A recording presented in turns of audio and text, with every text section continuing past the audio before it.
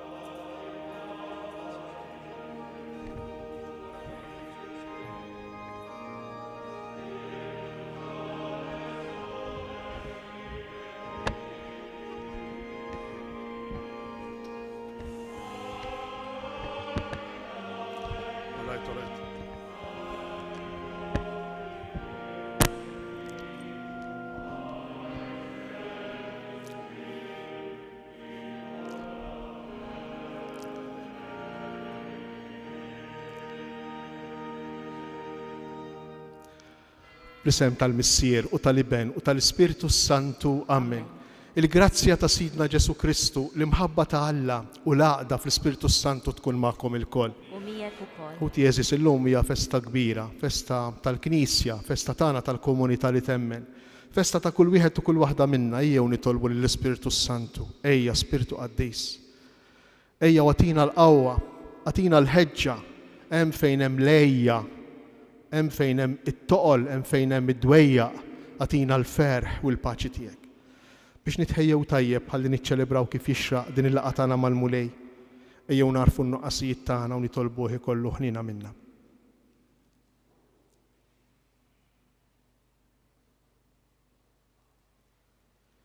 Nistqar l-Alla li jista' kollox u lilkom ħuti li jiena tnibt ħafna bil-ħsieb, bil-kliem, bil-emin, billi ħallejt mirijieti ħtija tiegħi, bl-ikbar ħtija tiegħi. Għalhekk nitlob li l-imqazza Marija dejjem berċni, lill-anġli, lill-qaddisin kollha u lilkom ħuti biex titolbu għalija lil mulej Alla tagħna. Iħenna lina Alla li jista' kollox jaħfrilna dnubitna u jwassalna għal ħajja ta' dejjem.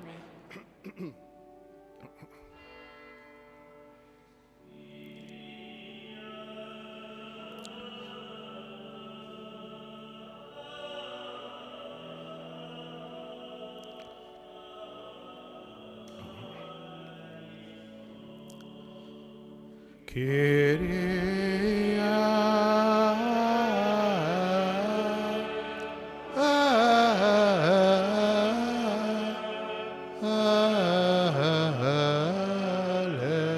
eleison.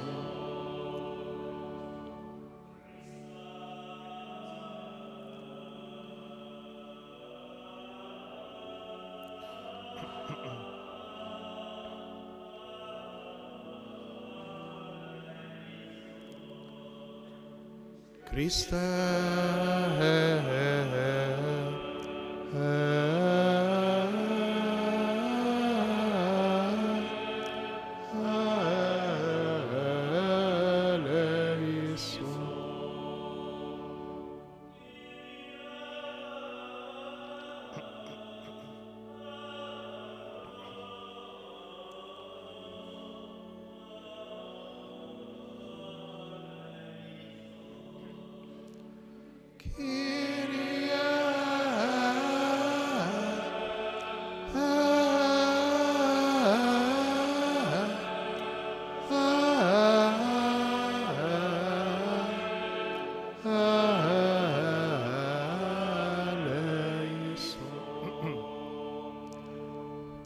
Gloria in excelsis Deo.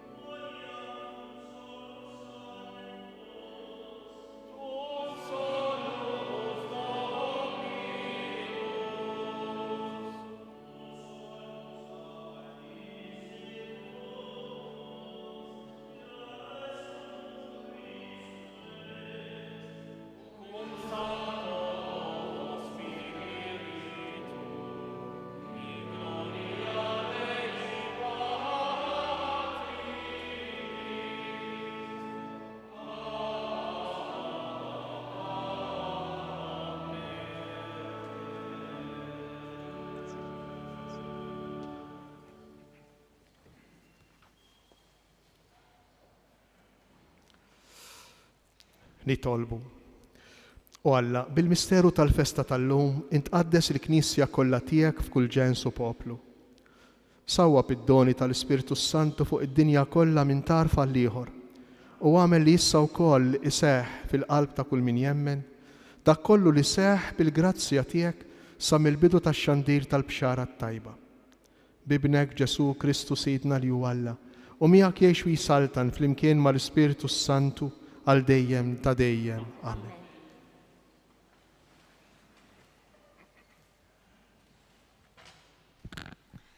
L-ewwel qari mill-ktieb tal-Atti tal-Apostli. Meta wassal jum 50 huma kienu l-koll flimkien f'post wieħed. F'daqqa waħda ġie mis-sema ħoss bħal riħ qawwi u mela id-dar kollha fejn kienu qegħdin. U darulhom ilsna qinushom tan-nar li tqasmu għadu fuq kull wieħed minnhom. Imtlew il-koll bl-Ispirtu Santu u bdew jitkellmu bilsna oħra skont l-Ispirtu li kien jagħtihom li jitkellmu. F'Ġerusalemm kien hemm xi lut, nies twajba minn kull nazzjon li hawn taħt is-sema.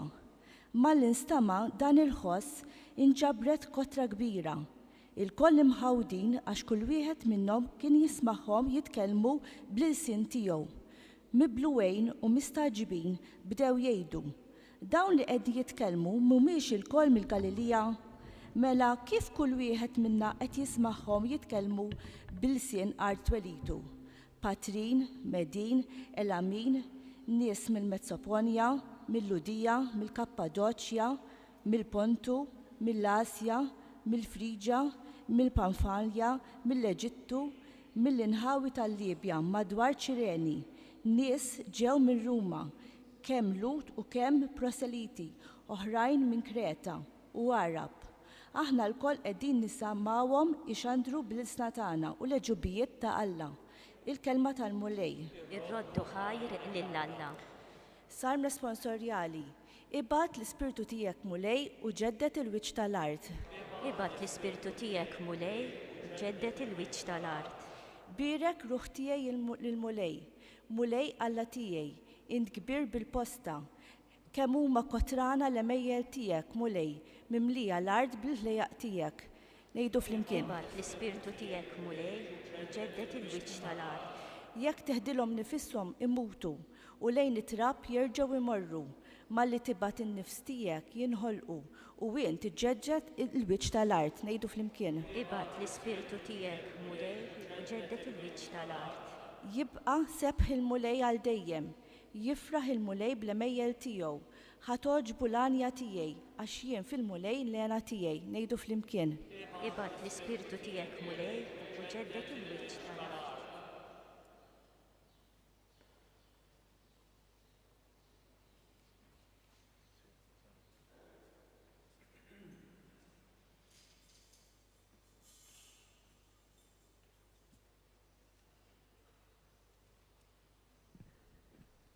Tieni qari mill-littra ta' San Pawla Apostolu lil-Galatin. Ħuti, jien ngħidilkom imxu fl-Ispirtu u taqgħux għall-passjonijiet tal-ġisem. Il-passjonijiet tal-ġisem huma kontra l-Ispirtu u l-Ispirtu hu kontra l-ġisem. Dawn it-tnejn huma kontra xulxejn biex ma jħallukomx tagħmlu dak li tixtiequ. Jekk lilkom immexxikom l-Ispirtu m'intomx taħt il-liġi. L-emejjel tal-ġisem huma magħrufa: żina, faħx, nuqqas tal-għażan, idolatrija, seħer, mibeda, ġlied, għejra, kollha, ambizzjoni, firda, partiti, invidja, sokor, dbaħrid u ħwejjeġ bħal dawn. Inwissikom bħalma wissejtkom qabel, min jagħmel dawn il-ħwejjeġ ma jridx is-saltna ta' Alla. Il-frott tal-Ispirtu huma l-imħabba, l-għena, is-sliem, is-sabar, il-ħniena, it-tieba, il-fidi, il-ħlewwa, ir-rażan. Kontra dawn m'hemmx liġi. Dawk li huma ta' Kristu Ġesu salbu l-ġisem bil-ġibdiet u l-passjonijiet tiegħu. jekk ngħixu bl-Ispirtu ħalli nimxu bl-Ispirtu. Il-kelma tal-mulej. Ir-roddu ħajr lill-Alla.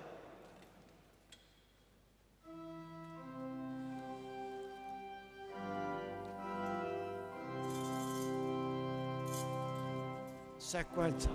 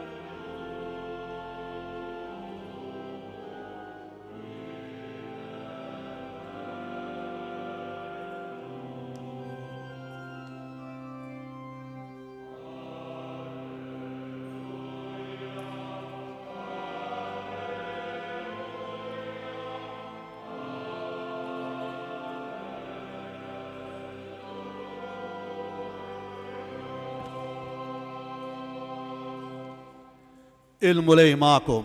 Miegħek ukoll. Qari mill-Evanġelju skont San Ġwan. Il-glorja lilek, mulej.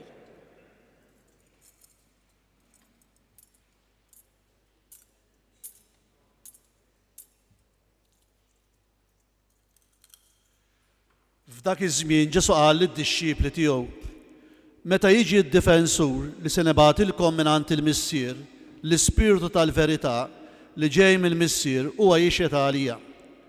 U intom ukoll tixhdu għax intom kontu miegħi sa mill-bidu. Baqali ħafna ħwejjeġ ngħidilkom, imma issa ma tifilħux għalihom. Meta jiġi hu l-Ispirtu tal-verità iwassalkom għall-verità kollha. Għaliex hu ma jgħid xejn minn tiegħu imma jgħid dak kollu li jisma' u jħabbrilkom il-ġejjieni. U jagħtini glorja għaliex jieħu minn dak li hu tiegħi u jħabbru lilkom. Dak kollu li għandu l-Missier huwa tiegħi, għalhekk qed li jieħu minn dak li hu tiegħi u jħabbru lilkom. Il-kelma tal-mulej. It-tifħir lilek Kristu.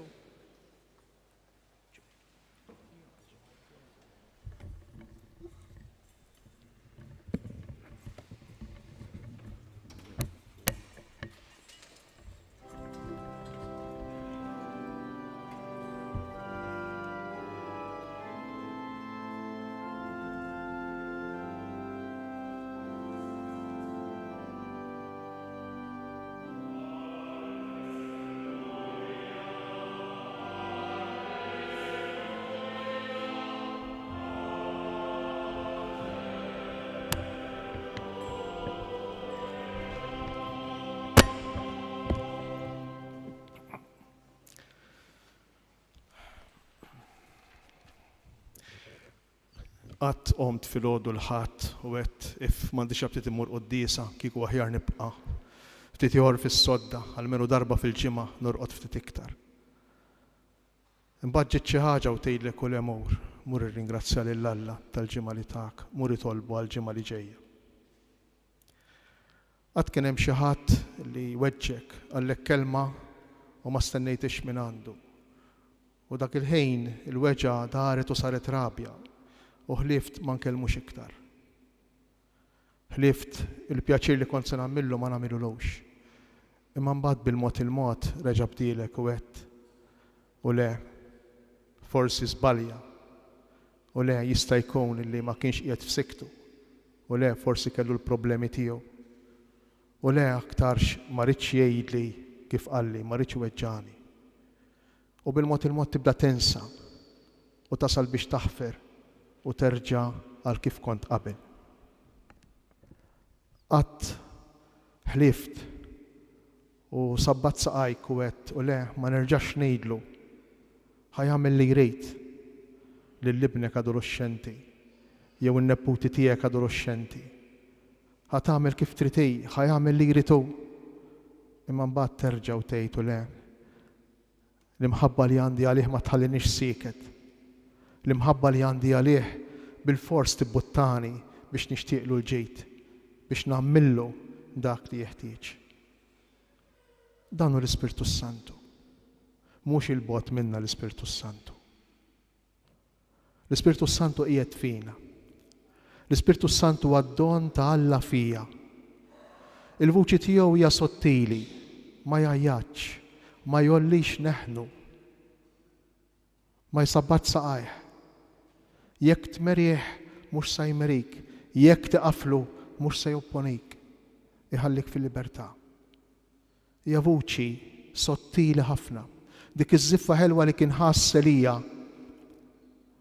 u jistenna li l-Alla ġej taħt sinjali meta kien fuq il-ħoreb. L-Ispirtu Santu li qiegħed f'kull wieħed u f'kull waħda minna, illi mhux biss jagħtina d-direzzjoni, it-toraħ, imma wkoll jagħtina l-qawwa biex nimxu fid-direzzjoni. Il-kelma Pentekoste marbuta ma' festa li kienu jagħmlu l-lowt 50 jum wara lejt. 50 jum wara lejt il-lowt kienu jiċċelebraw id-don il-kbir, id-don tat-toraħ, id-don tal-kelma tal-Alla. Kieku jkollna nifhmu ftejt, imqar ftejt, xi tfisser għall-lowt il-kelma tal-Alla. Imqar ftejt xi tfisser għall-lowt il-kelma, dan id-don kbir. It-toraħ. Il-kelma toraħ ġejja mill-kelma Torah. Jiġifieri tara. Ikollok direzzjoni. Għalina l-Maltin u l-Awċejn faċli nifhmuha. Tkun taf fejn intsejjer. Il-kmandamenti jagħtuk direzzjoni fil-ħajja.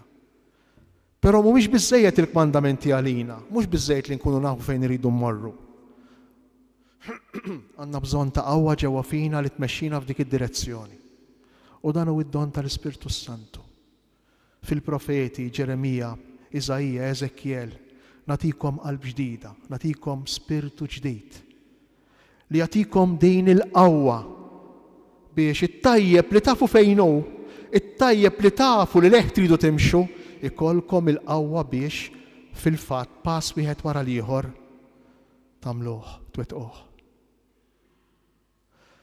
F'Pentekoste ġraja straordinarja, kulħadd beda jifhem. Kulħadd beda jifhem.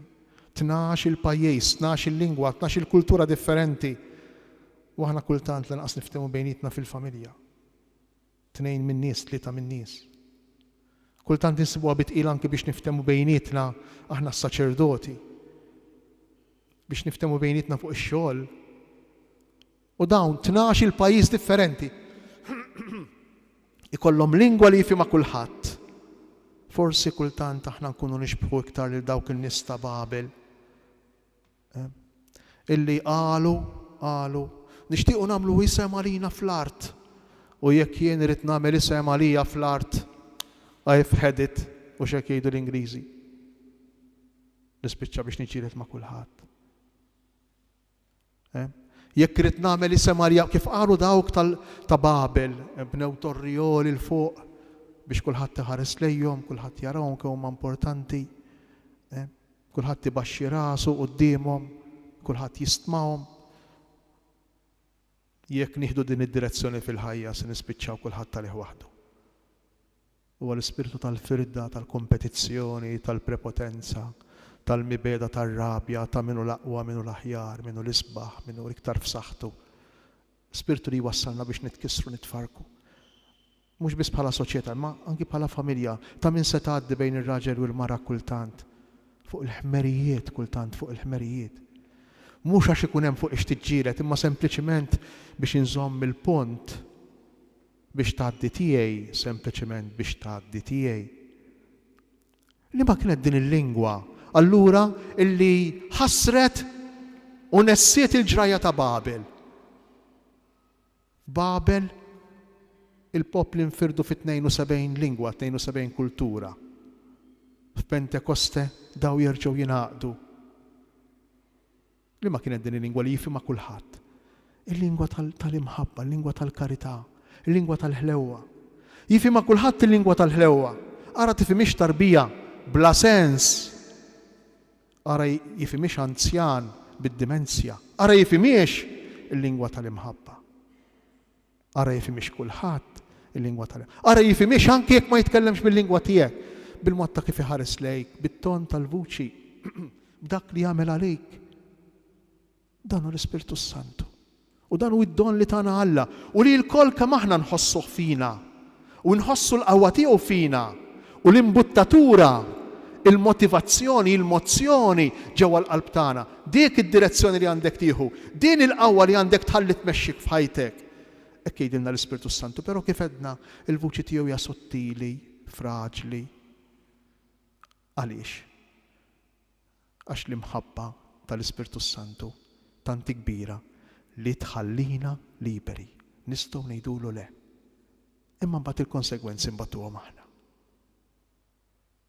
Ejjew nitolbu lil mulej illum. Ejja Spiritu Santu, ejja f'qalbi, ejja fir-relazzjoni ma' marti ma' żewġi, ejja fir-relazzjoni ma' wliedi. Ejja Spiritu Santu, ejja fuq ix-xogħol tagħna. Ħafna drabi nifirdu l-Knisja mix-xogħol, l-Knisja mid-dinja, l-Knisja mill-ħajja tal-familja, l-Knisja mid-dar. Din id-dar imtliet bil-qawwa tal-Ispirtu Santu għalilna l-Atti tal-Apostli. Din id-dar imtliet bil-fwieħa ta' Ġesu Kristu. Ejjew nimlew id-dar tagħna bil-fwieħa tal-Ispirtu Santu. Ejjew nagħmlu dan ix-xift. Ma nħallux l-ispontanjetà tal-aggressività teleb fid-dar tagħna. Imma nagħtu il-wisa, nagħmlu l-wisa f'qalbna għal din il-vuċi sottili, fraġli, dgħajfa li hemm fina. Għal din l-imbuttatura, din il-push li hemm fina, li mhix daqshekk qawwija, ma timponix lilha nfisha, imma hemm qiegħda fil-qalb ta' kull wieħed u kull waħda minnha. Tistenna biss il-permess tagħna. Tistenna biss li aħna ma nfixkluhiex. U taħdem. Ejja Spiritu Santu.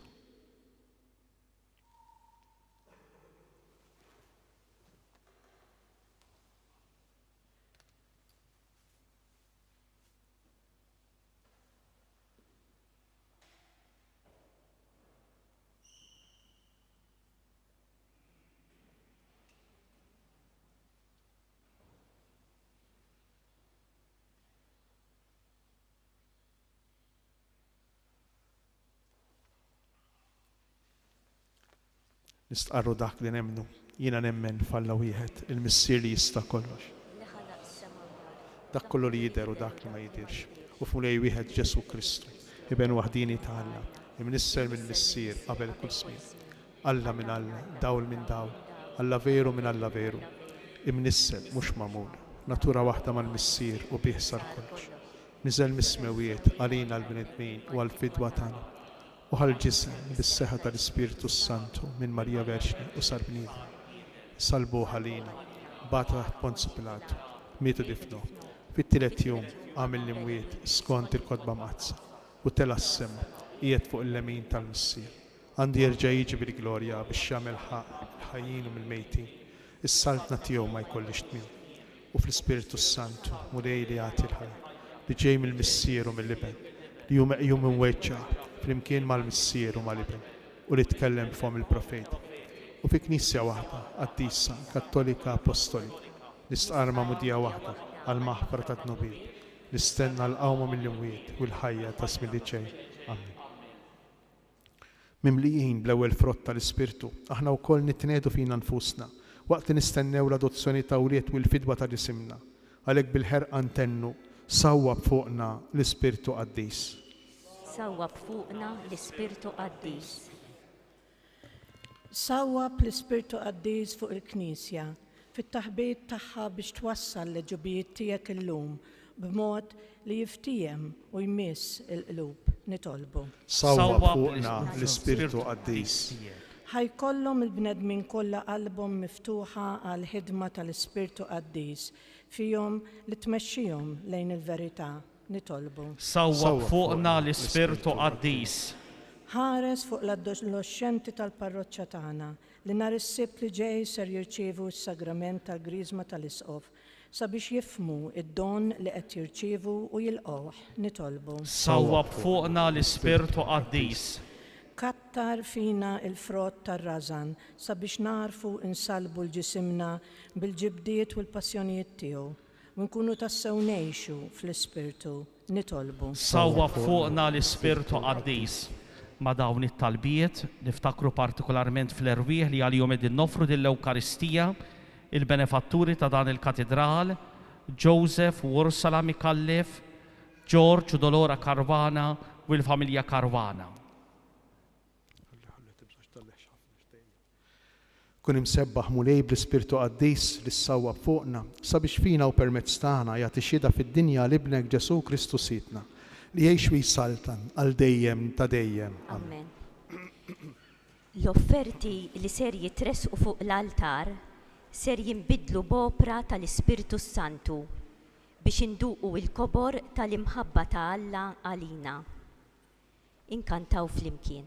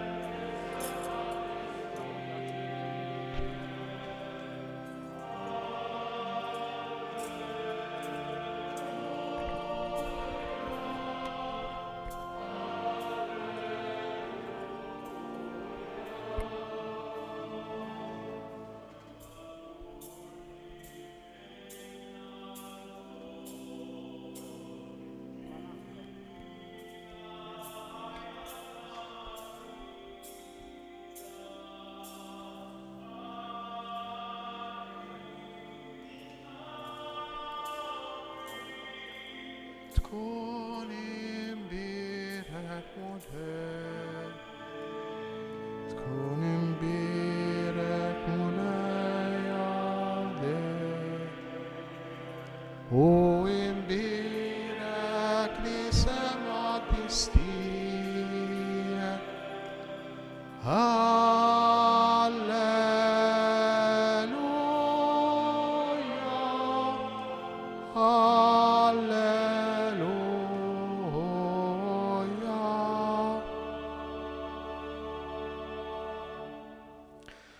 Jitolbu ħuti biex is-sagrifiċċju tiegħi u tagħkom ikun jogħġob l-Alla l-Missier li jista' kollox.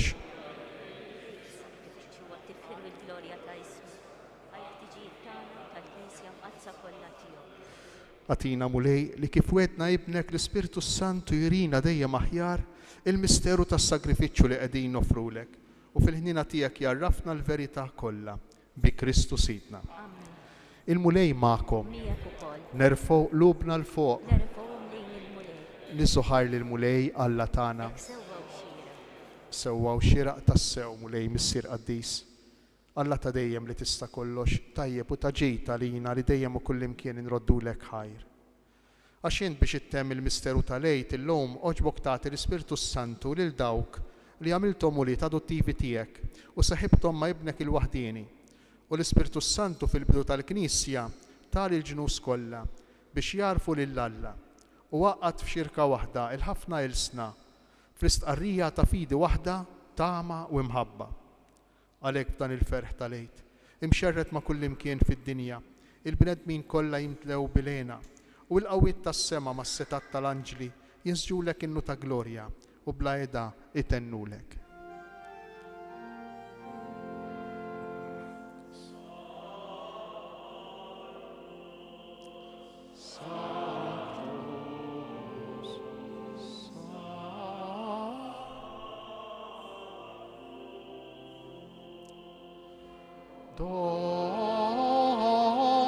Dominus Deus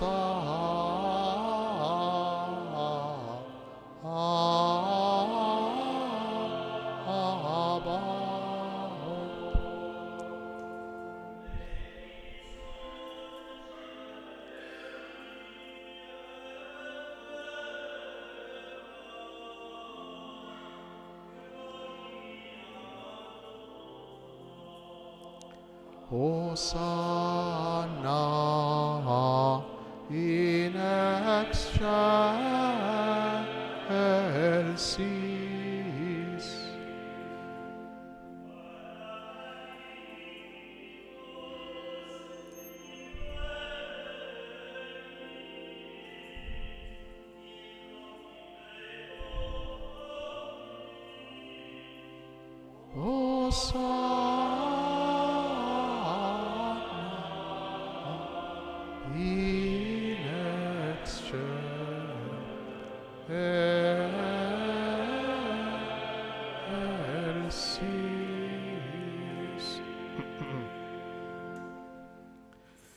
Qaddis tassew int mulej, inti lajn ta' kull qdusija.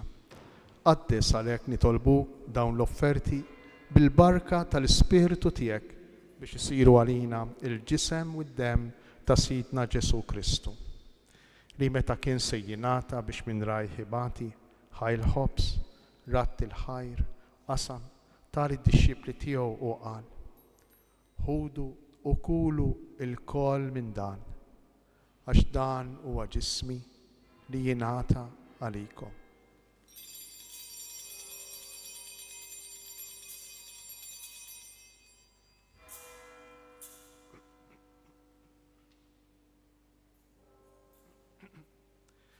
Ekk ukoll wara li klaħ l-kalċi, reġa' ratt il-ħajr tal id-dixxipli tiegħu u qal: ħudu u jxorbu minnu il-koll, għax dan huwa l-kalċi ta' demmi tal-patt il-ġdid li jibqa' dejjem. Id-dem li jixxerret għalikom u għall-bnedmin kollha għal maħfra ta' dnubiet. Għamlu dan b'tifkira tiegħi.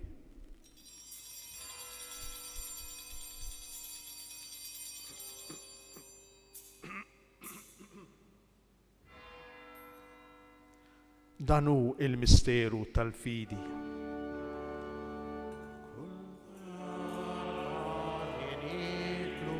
Dal-ħobs u nixorbu dal-kalċi,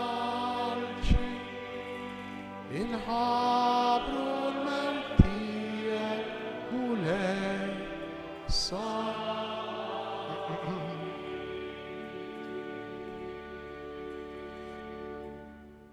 Għalhekk aħna nagħmlu dan b'tifkira tal-mewt u l-qawmien ta' Sidna Ġesu Kristu, nofrulek mulej il-ħobs tal-ħajja u l-kalċi tas-salvazzjoni u nroddulek ħajr għax oġbok tilqana hawn quddiemek biex naqduk. Miċċa kontana nitolbu li l-Ispiritu Santu jaqadna f'ġisem wieħed lilna li nieħdu sehem mill-ġisem u d-dem ta' Kristu. Ftakar mulej fil-Knisja tiegħek imxerda mad-dinja kollha. Wettaqa fl-imħabba fl-imkien mal-Papa Franġisku. Miegħi għaddejtijek mingħajr ma jistħoqli.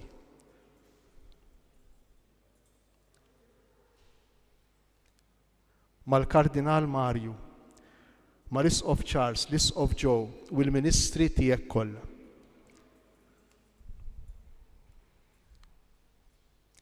Ftakar ukoll fħutna li raqdu bit-tama tal-qawmien. Ftakar fil-mejtin kollha. Daħħalhom quddiemek fid-dawl tas-sebħ tiegħek. Ħenna lina l-koll nitolbuk, għati lilna wkoll il-wirt tal-ħajja ta' dejjem flimkien mal-Verġni Mqazza Alla Marija, ir-raġel tagħha San Ġusepp, l-Apostli u l-Qaddisin kollha li għexu fil-ħbiberija tiegħek sa mill-bidu tad-dinja. Għamel li magħhom infaħruk u insebħuk b'Ġesu Kristu ibnek.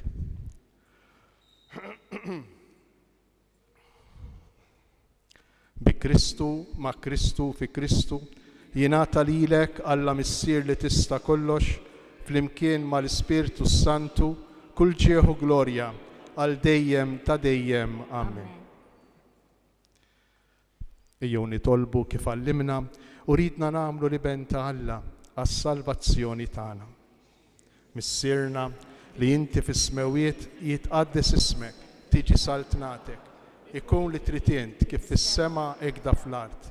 Ħobsna ta' kuljum għatina llum, aħfrilna dnubitna, palma naħfru lil minuħa għalina, iddaħħalniex fit-tiġrib, iżda eħlisna mid-deni. Eħlisna nitolbuk mulej minn kull deni. Għatina fit-tieba u l-ħnina tiegħek il-paċi fi żmienna, biex inkunu ħielsa dejjem midnub u mħarsa minn kull inkwiet. Aħna u nistennew u nittamaw lejna u l-miġja tas-Salvatur tagħna Ġesu Kristu. Għax tiegħek jassaltna il-qawwa u l-glorja għal dejjem. Mulej Ġesu Kristu, li qed l-apostli tiegħek inħallilkom isliem, natikom isliem tiegħi. Tħarix lejn dnubitna, iżda ħares lejn il-fidi tal-Knisja tiegħek.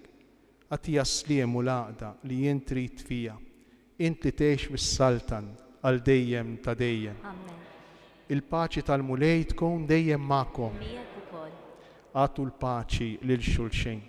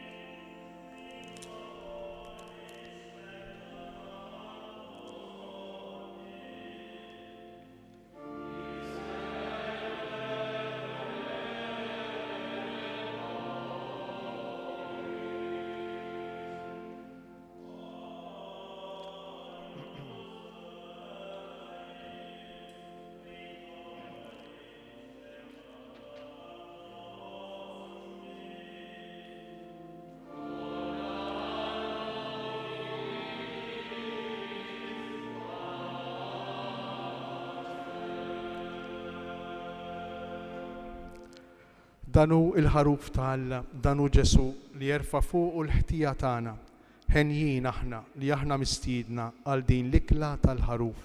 Mulej ma jistħoqlix li tidħol taħt is-saqaf tiegħek, iżdejt kelma waħda u ruħi tkun imfejqa. Nitħejjew għal din it-qarbina l-opra tal-Ispirtu Santu għalina. Nitolbu biex l-Ispirtu Santu jimla l-ħajja tagħna u jħeġġeġ fina in-nar ta' mħabbtu. Inkantaw flimkien.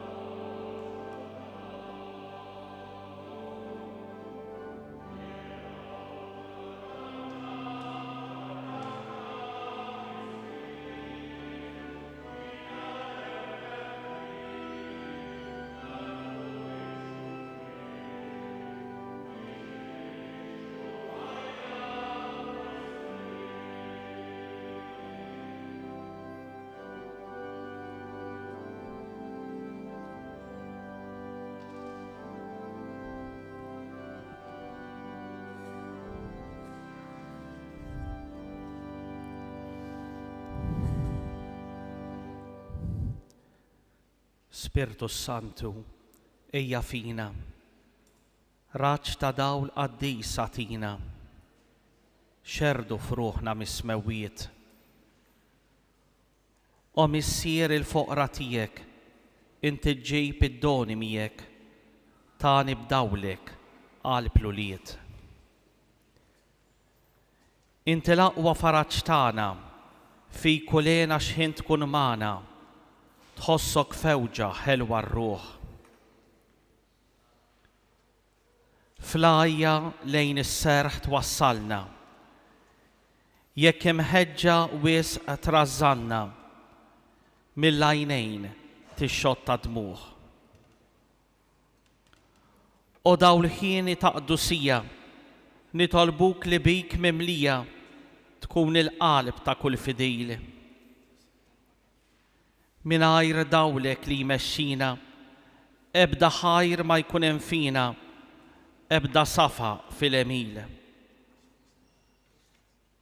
Naddaf kull fejn hemm midbajja, fejn hemm nixfa reġġa l-ħajja, lil miġruħ għatih fejqan. Rattab fina l-ebusija, għati lil berdin bżulija, ejn fi triq lil min beżan. Għati s-seba doni tijek lil min jimxi fidil mijek u li fik jistriħ kull ħin. Għati l-kull virtu sabiħa ħlas ta' salvazzjoni sħiħa. Għati l-ġenna li tajbin. Amen. Alleluja.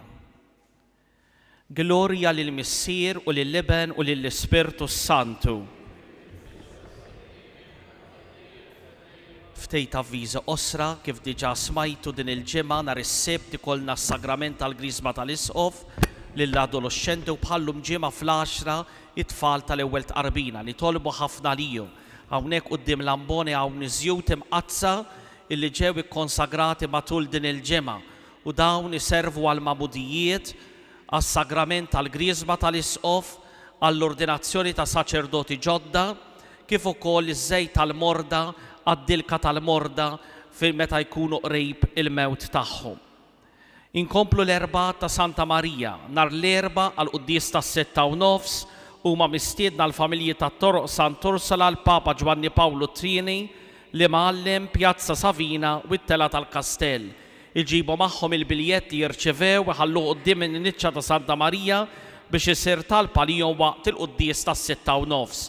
L-aħħar quddiesa tkun dik ta' 8:30 ta' filgħaxija. Inħeġġeġ lil dawk li għadhom ma bdewx din il-mixja tal-erbat biex jingħaqdu magħna, partikolarment tantu tant familji. Il-festa tal-Pentekoste tagħlaq iż-żmien tal-Għid u l-festa tal-Pentekoste hija l-festa tar-ratti l-ħajr għall-uċuħ tar-raba. U inħossni fid-dmir fid-dawl ta' dak illi smajt fil-Kunsill Parrokjali illi nagħti sodisfazzjon lilkom tal-karità illi aħna wettaqna f'dawn l-aħħar 3 snin minn meta bdejna l-inizjattiva tal-Food Bank. Kull sena f'dawn it-3 snin qassamna mal-120 hamper lil familji illi ġew milħuqa permezz tal-Caritas Dioċesana fih dan il-Kurja tal-Isqof, permezz ta' social workers illi jaħdmu fl-iskejjel illi aħna għandna u li jiltaqgħu ma' dawn il-familji fil-bżonn jew inkella li qassam direttament jien lill-familji illi naf fil-parroċċa tagħna fil-komunità tagħna li huma fil-bżonn. Ngħid grazzi lil dawk kollha li fiskiet kontinwament jagħmlu din il-karità hekk sewja fi żmienna. Kif jgħidilna Ġesu dak li nagħmlu ma' ħutna inkunu qegħdin nagħmluh miegħu. Għalhekk din hija opportunità u privileġġ għall-komunità tagħna biex niltaqgħu ma' Kristu u nħobbuh fil-persuni li aħna qegħdin ngħinu. Qegħdin ukoll naħsbu biex nestendu din l-inizjattiva fil-ħwienet tar-Rabat tal-belt tagħna biex hekk ikun aktar faċli li jinġabru dawn l-oġġetti tal-ikel u ngħinu lil foqra ta' żmienna. Inqumu bil-wieqfa.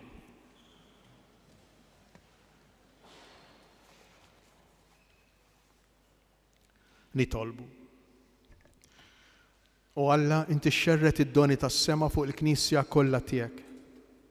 Ħares fiha l-grazzja li tajta biex jibqa' dejjem jissaħħaħ fiha id-don tal-Ispirtu Santu li sawwabt fuqha u jkatrilha l-frott tal-fidwa ta' dejjem l-ikel spiritwali li bih tajjexa.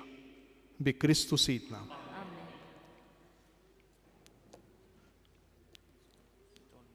Nitolbu l-barka ta' Alla.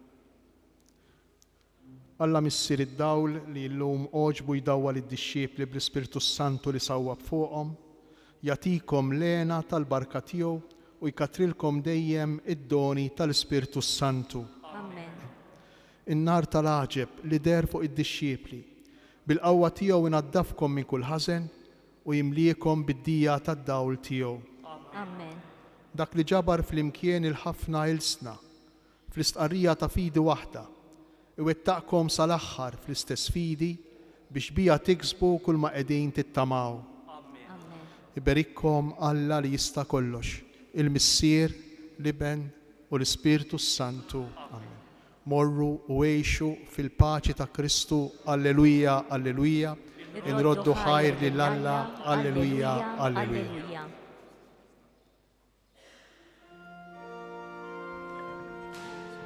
That's okay.